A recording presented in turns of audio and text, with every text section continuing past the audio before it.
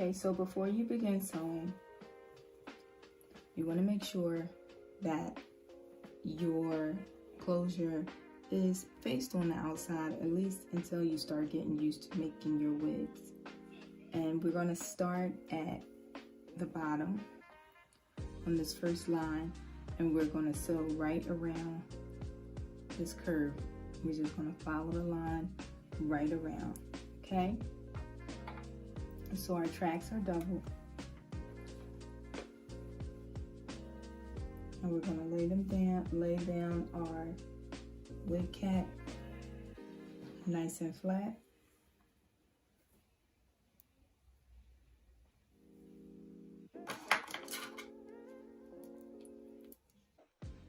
Just some important notes I like to go over before you start sewing.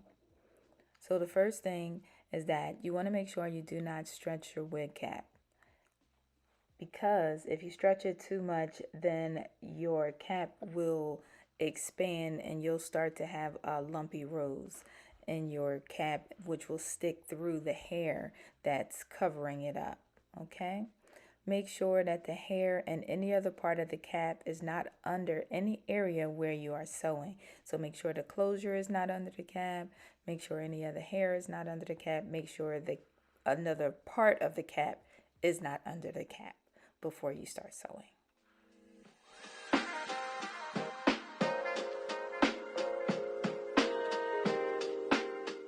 So we're going to start by laying our weft down right on top of our line that we mapped out. And when you begin, you're going to sew forward about 1/2 inch, and then you're going to sew backwards another 1/2 inch, and then you're going to sew forward again. So you can do that about 3 times. So forward, back, and then forward, and then continue all the way across until you get to the end. When you reach the end, then you're going to do the same thing. You're going to sew forward 1 time, backwards 1 time, and then forward again. So this is going to lock in the end of your weft.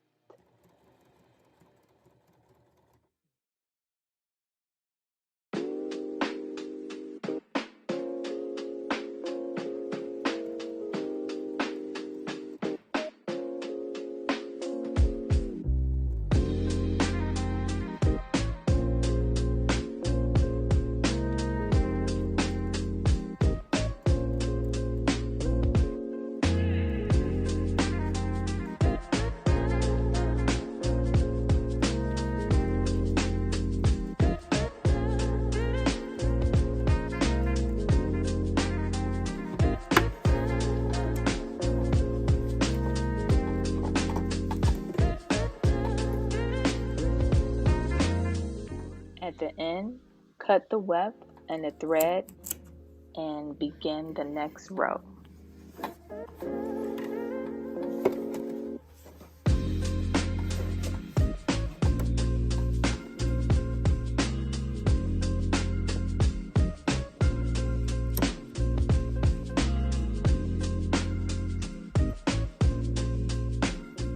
And now you're going to repeat this process for all the rows that go from edge to edge.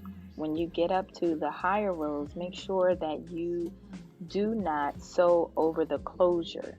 Stop at the end of the line that you mapped out on the cap.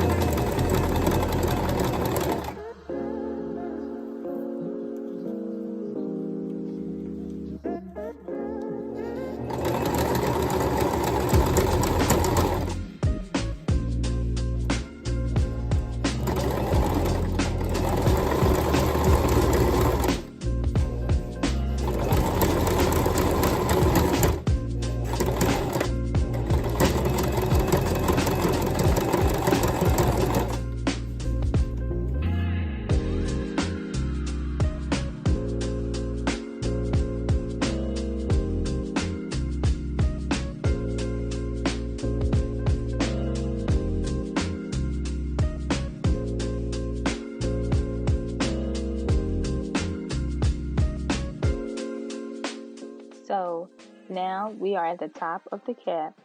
As you can see, I went ahead and sewed on the first weft for this section. Here, we're going to sew strictly from left to right. So it's going to be like a straight line across.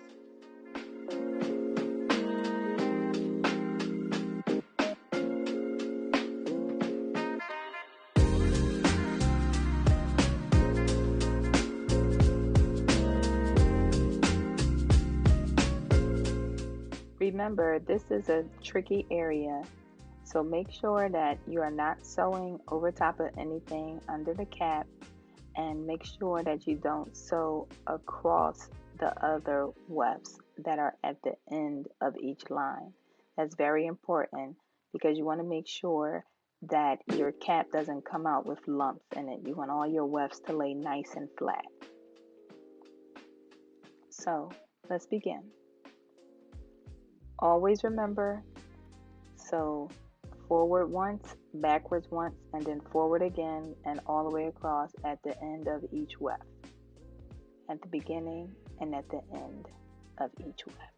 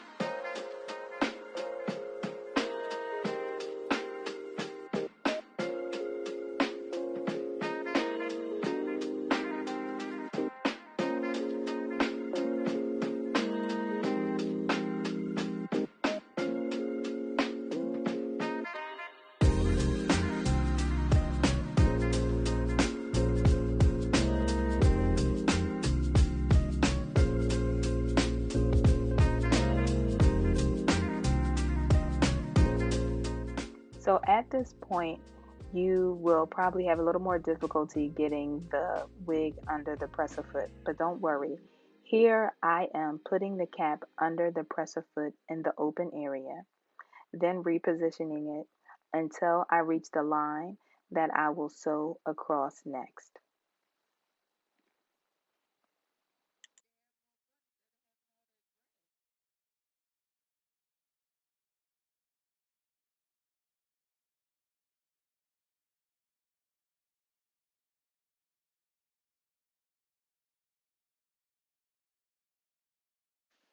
So go ahead and repeat this process until you have completed sewing across all the lines.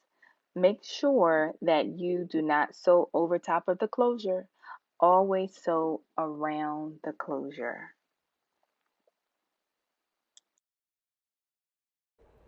Don't forget that when you start sewing, you want to go forward about a half of an inch and then go in reverse and then go forward all the way to the end and repeat the forward backward motion at the end of your weft just to make sure that you are locking in the stitch.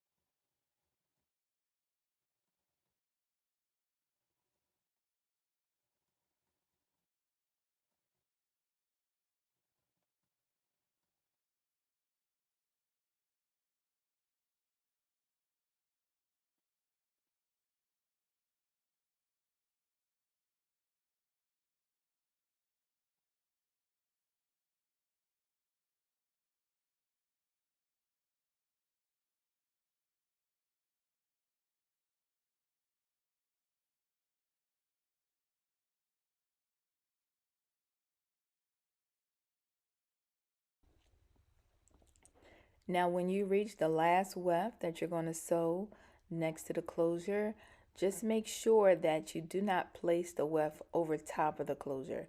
You want it to be adjacent to it, as if they are kissing each other, but not layered over top of the closure. And when you sew, you're going to sew in between the weft and the closure. Because you're doing the zigzag stitch, this is going to make the weft lay flat, and the closure and the weft are going to be attached to each other to seal up that space.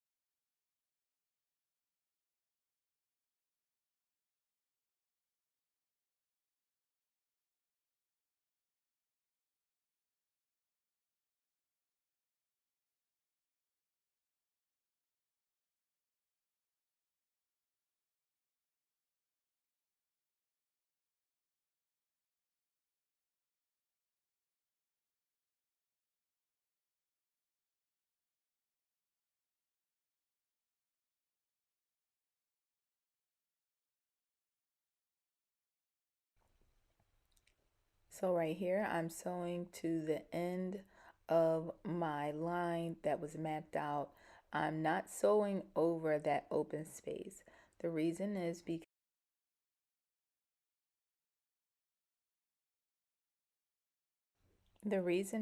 because the track that is below the one we are sewing on now is from another area.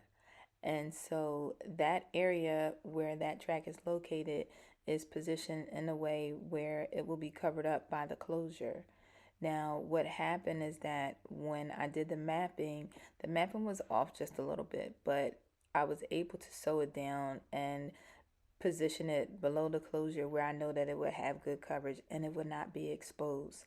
So that's why it's so important to map out your tracks before you sew them on, because if anything gets unbalanced, you can still kind of keep a guide as you go along and make sure that you have very good coverage and you don't go over top of the area just because it's open and cause the wig to become a little bulky and kind of get bumps in it and everything. But this is still going to lay really flat.